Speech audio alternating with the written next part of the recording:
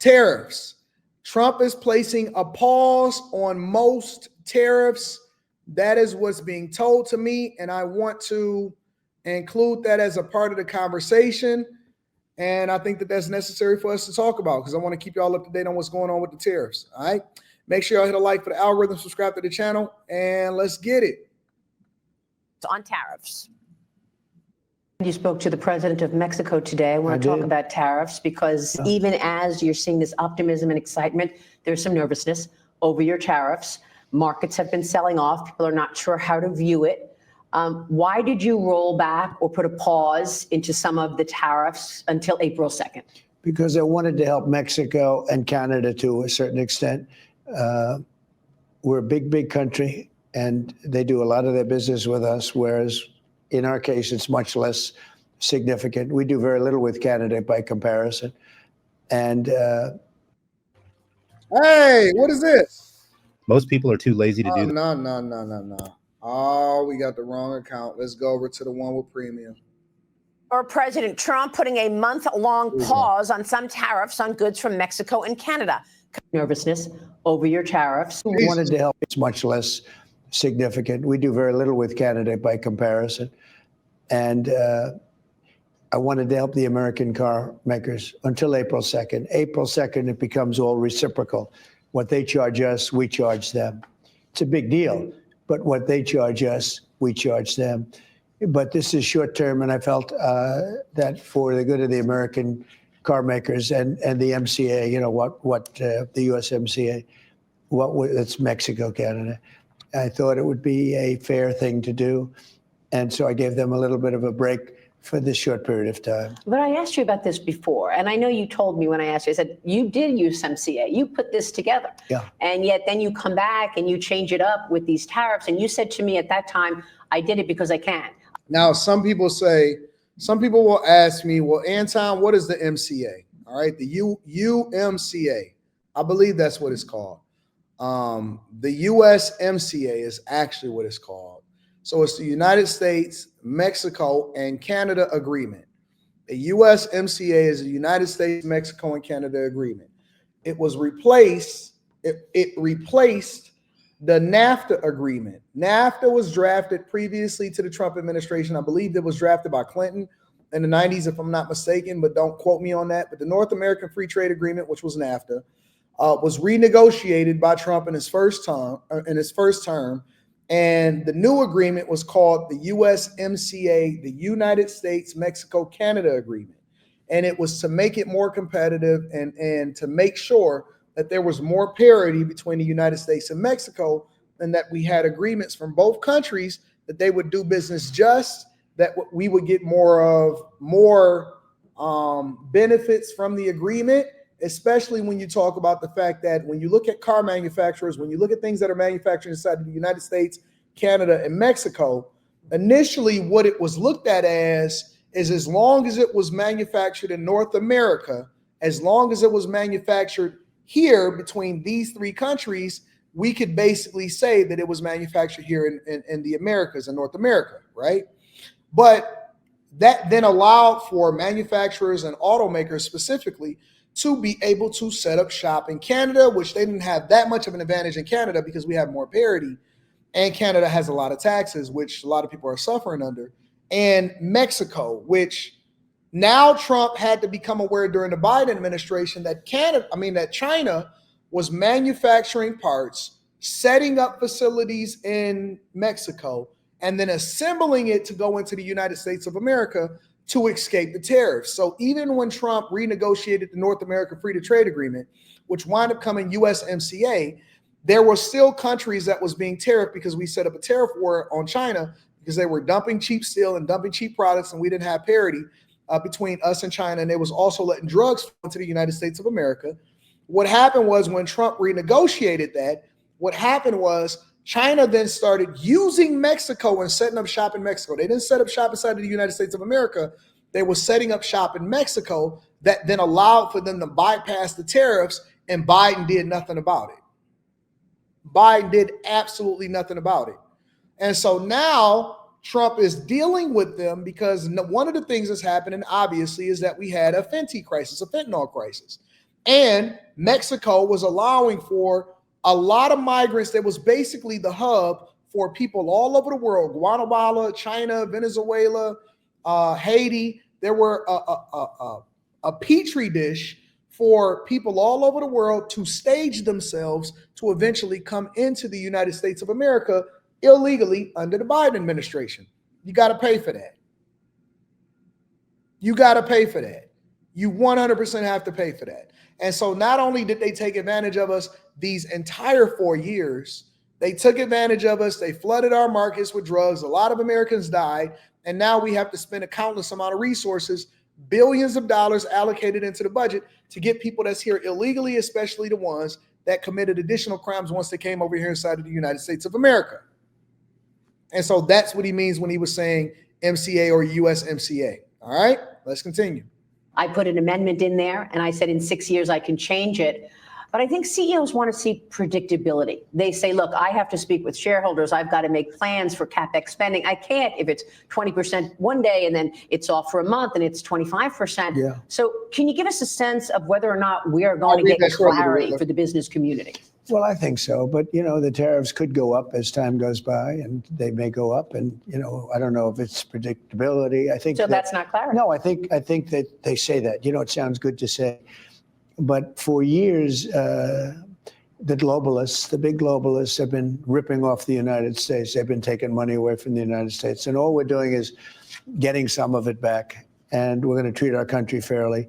This country has been ripped off from every nation in the world, every company outside in the world. We've been ripped off at levels never seen before.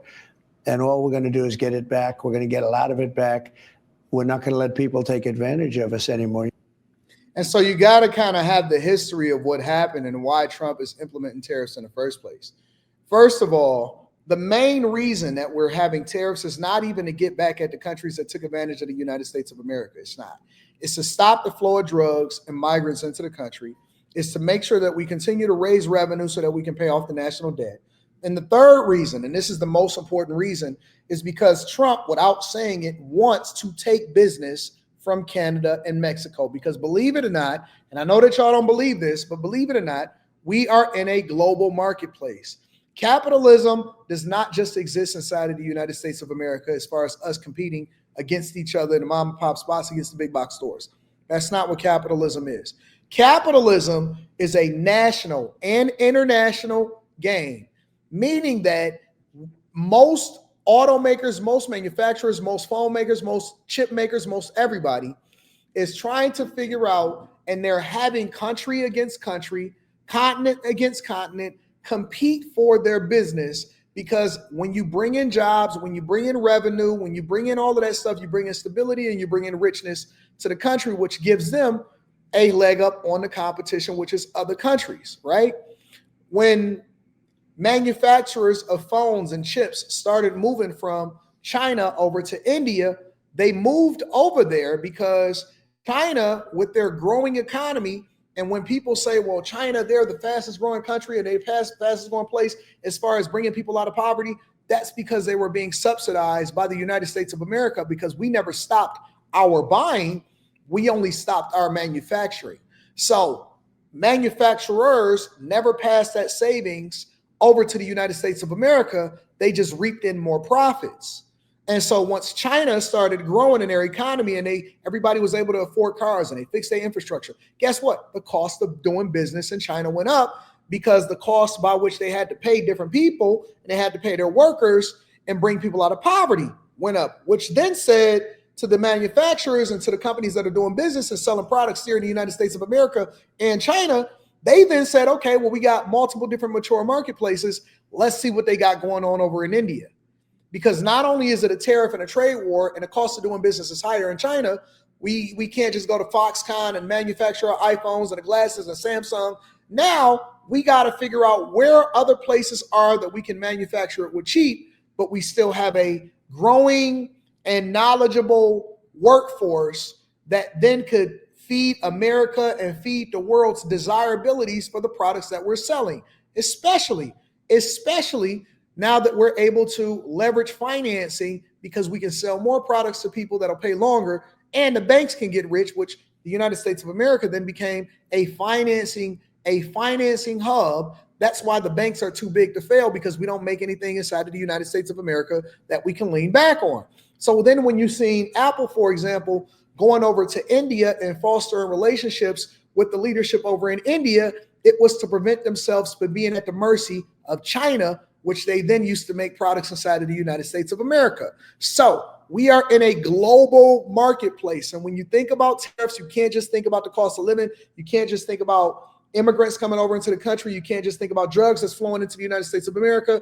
You also have to think about the global marketplace, because what Trump really wants, what he really wants, and it's really the only way that he can do it, is to have a bi-level approach, a two-level approach.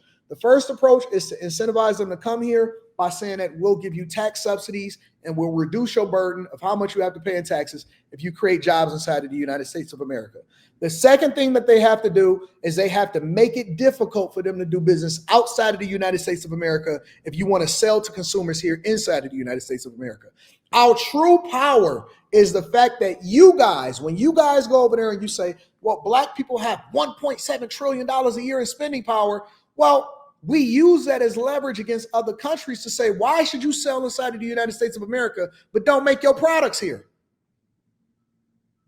Why should we only be a buying superpower when we're supposed to circulate the American dollar and continue to enrich ourselves? And we need to make sure that these companies understand who we are. So in order for them to do business, similar to how China had, you had to make sure that you build inside of China in order to sell to Chinese people. We're doing the same thing here in the United States of America. We can't just say that out loud. And that's why he's having conversations behind the scenes. So what he says is, listen, I'm going to put tariffs on these countries. Now, y'all think that we against Mexico. We not. You think that we against Canada. We not. We're competing for business. We're competing for jobs. We're competing for people to manufacture and invest inside of the United States of America. And so he's speaking to the business leaders. He's not just speaking to the countries. Yeah, he can hold them accountable for the immigrants coming in here, but that's not going to benefit your children and your children's children. That's not going to make America stronger fast enough. We need to make a long-term and a short-term investment inside of the United States of America. And he's forcing these automakers. He's forcing these manufacturers. He's forcing these phone makers. He's forcing these appliance industries to build inside of America. And they are smart enough to cut costs. They are smart enough to save in automation. We now have the technology. We now have artificial intelligence. We now have the manufacturing capacity. We have a lot of different places that we can then set up shop. We have the workforce. We have the education. We need to invest in our people, invest in our universities, invest in our cities, invest in our towns. And then we're going to kick out the migrants that then say, okay, listen, we have jobs for Americans first, and we want to bring in the best and the brightest outside of that. So what I'm telling you is that the goal is to bring American businesses into the United States of America and force their hand by making it so difficult for them to ship products or manufacture products over there and then bring them over here and sell them to us. We don't want made in Mexico. We don't want made in Canada. We don't want made in India. We don't want made in China. We want your products to be made here in the United States of America, where you pay taxes and employ people that then pay taxes into the system. That is what Trump is trying to do. Democrats are so dumb.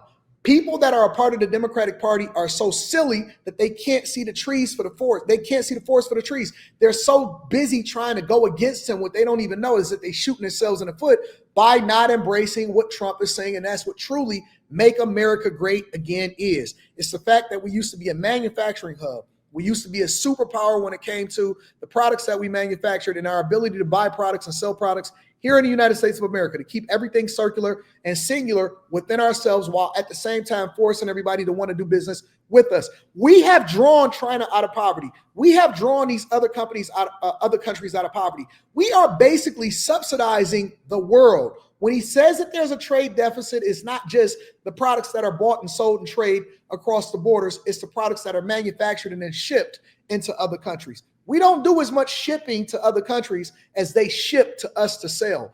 Countries here in the United States of America set up shop out there to then import it back into the United States and then say designed in America, design. If you look at any product, if you look at any Apple product, it'll say designed by Apple. It won't say made in the United States of America. It says designed by Apple. It will not say made in the United States of America. Designed by Apple in California Look at any product that you buy, designed by Apple in California, designed by Samsung in California, assembled in the United States of America, but it's not manufactured, it's not made, it's not sourced, it's not anything. They don't use our steel, they don't use our aluminum, they don't use our coal, they don't use anything. They don't use our energy, they don't buy anything inside of the United States of America. We are too big to fail from a banking perspective because we have no other industries that we depend on.